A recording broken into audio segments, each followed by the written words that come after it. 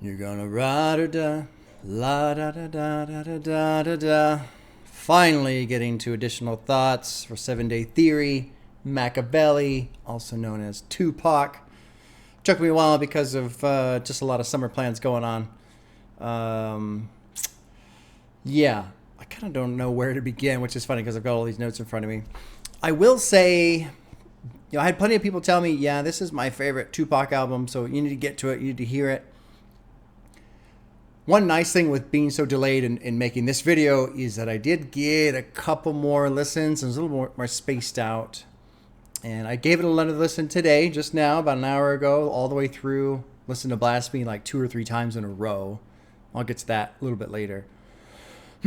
And I agree.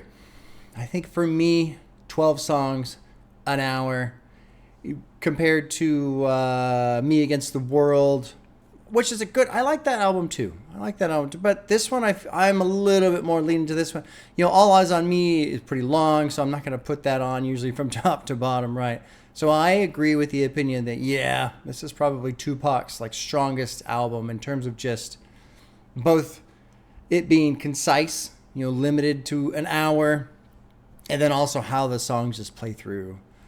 Honestly, there's a lot of songs on here that I didn't really care for initially that grew on me quite a bit. Toss It Up definitely grew on me quite a bit. Initially, I didn't like all the ooh, I wasn't really into that. It still annoys me a little, but the beat is so fucking good. The beat is so good, and Tupac sounds amazing, and I'm in.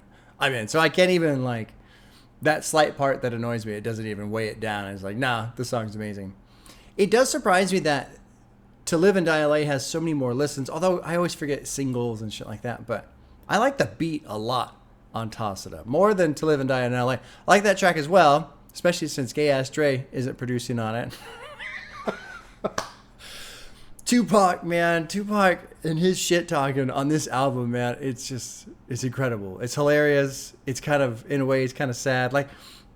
There was one day I was listening and that song came on at the end where he's, except for Gay Ass Dre on this one. And it made me wonder, when's the last time Dr. Dre has heard that song? And if he hears it now, does he just kind of laugh a little bit? Obviously this is all water well under the bridge, almost 30 years ago at this point, but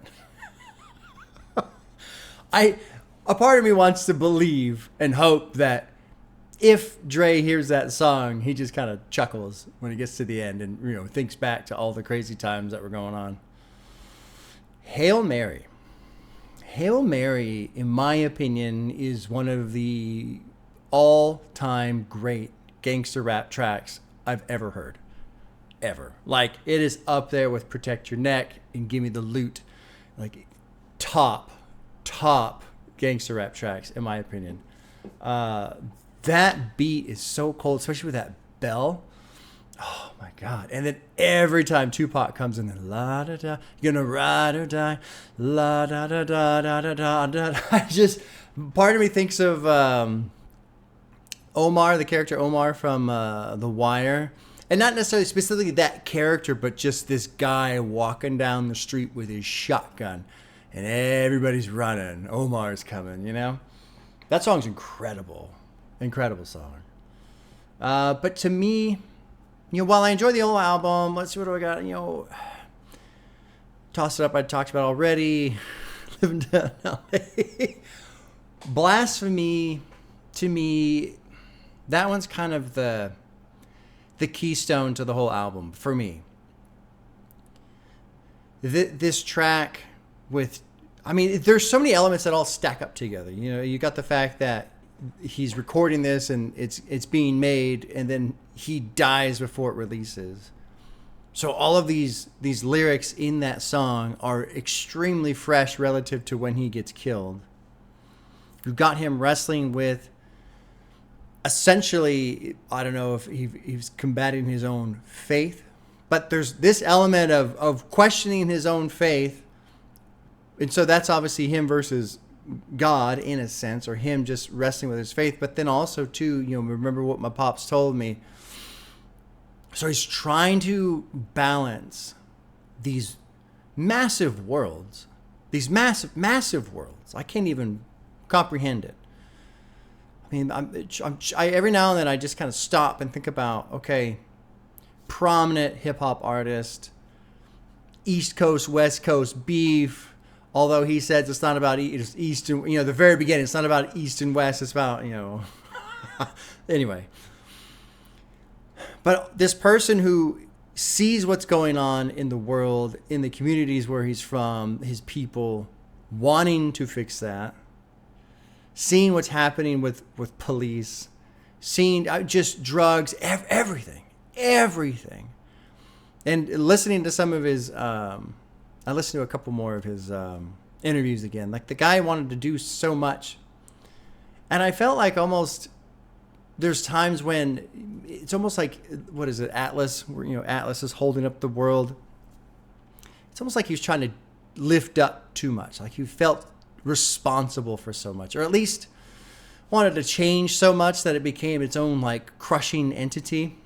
Anyway, I'm getting off on too much of a tangent there. Blasphemy to me is extremely powerful song. Especially, I pulled up the lyrics for verse 3 because the preacher wants me buried. Why? Because I know he's a liar. I mean, right there. There's already so much you can pick apart from that first line. Have you ever seen a crackhead? That's eternal fire. And so the idea of, maybe his father's telling him, you can't say these things, that's blasphemy. And of course, what's the punishment for blasphemy? Going to hell. But here he has this perspective of, I'm already in hell. So what difference does it make? Why should I listen to these people that aren't helping me? Why should I worry about damnation when my buddy's cousin, I'm just like kind of making this up, is hooked on crack, and he's essentially in hell now, and there's no hope for him, and anytime he goes anywhere, the cops tackling him, that kind of thing. Why you got these kids' mind thinking that they're evil while the preacher being freaky? You say honor God's people, and to the Malcolm X part. Should we cry when the Pope dies? My request: we should cry if they cried when we buried Malcolm X. Mama, tell me, am I wrong? Is God just another cop waiting to beat my ass if I don't go pop? Memories of a past time giving up cash to the leaders, knowing damn well they ain't gonna feed us. Verse 3 for Blasphemy to me is kind of like the pinnacle of what I take away from it anyway, the pinnacle of Tupac and his struggle, what he wanted to do, probably feeling somewhat powerless to it because of the immense challenge that it poses. But then also it drilling down so far into him as a person that it leaves him questioning his own faith in a sense. In my brain, how can you explain time in BC? It's hard enough to live now in these times of greed. They say Jesus is a kind man. Well, he should understand times in this crime land. My thug nation, do what you got to do, but know you got to change. Try to find a way to make it out the game. I leave this and hope God can see my heart is pure. I mean, that is just... And then all of that, I mean, it's very powerful. But then imagine that, and now you're being told that's blasphemy by someone who you're supposed to respect, I suppose. And then, of course, he gets killed. It's just, I don't know, man. There's something very powerful, very special about this track. And it pairs well into what Pac is doing across the whole album, which is just incredible vocals, incredible vocal presence. And I was thinking, I actually wrote it down, how he sounds confident on this album, which is absurd because he's always sounded confident. It's not like, I mean, I haven't heard, what is it, Tupacalypse Now, I think maybe that's his first one. I haven't heard his early stuff. But it's not like he sounds a little shy and maybe somewhat timid on Me Against the World or All Eyes on Me. Like, no, he's fucking coming out swinging vocally, right? But on this one, I feel like he's on another level. I feel like it's turned into this, like, just this madness, this madman, this possession, whatever you want to call it. It's all of these things coming to a head, and then it's like a system that is now overpressurized, and the steam is blowing out of the seams, and it's just starting to come apart because it's too much. That's the impression I get. I don't know if that's, accurate or not. But there you go. Kind of a long ramble there for Blasphemy. But that's okay. I mean, honestly, with the rest of the notes that I have, it was more or less going to be, yeah, cool album. I like it. Which is pretty standard for me. I have one more note about at the end of the album, Against All Odds, where it closes out and there's all this like gunfire and helicopters, and he's talking about, if you're going to come at me, you told me I may make sure I have my money up and this and that. Basically, he's talking about, okay, yeah, I'm ready now. I'm ready to go to war. I got my money up and I got all this shit. So I'm coming after you. And then, it's gone, which is a trip. It's a trip. I don't know. I mean, every now and then I feel like I don't know how I feel about it, but at the same time, it really doesn't matter how I feel about it. There's these beefs that killed two of the biggest rappers in the history of hip hop. I mean, it's said and done. It is what it is. There you go. I think sometimes in the back of my mind, it bums me out that all this shit has happened and it seems like nothing's really changed. But again, I feel stupid if I say that with any amount of substance behind it, because I don't know what the fuck I'm talking about. I don't know what it's like to live in these neighborhoods and gangs and what have you. I have no idea. But it does give me, I don't know. I'm hopeful that what Kendrick is doing, with this whole pop-up show and having different representatives on the stage at the same time, I mean, I would just love to see something positive. And I should just stop there before I say something stupid. Before I get out of line in terms of just saying anything, because who am I to say anything to it? Blasphemy, man. It's an incredible song. It really stands out to me when I consider Tupac in his life, where he was at that point in his life, what happens immediately afterward, the thoughts that are going through his head. Because I remember listening to Me Against the World, and he almost sounds paranoid on that one.